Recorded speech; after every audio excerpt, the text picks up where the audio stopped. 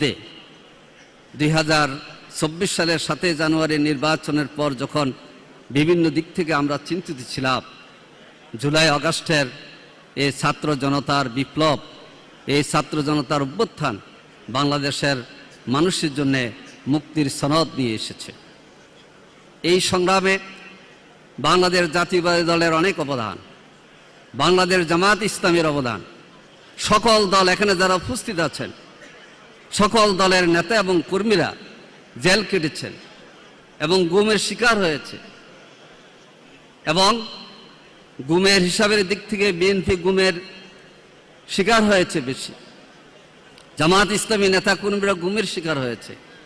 এই যে বিধ্বস্ত বাংলাদেশ, ছাত্র জনতার এক গণ অভ্যুত্থানের বার্ষিক পালন করতে গিয়ে আমরা মনে করি যে ফ্যাসিস্টদের বিদায় হয়েছে, কিন্তু ফ্যাসিবাদ বিলুপ্ত হয়নি।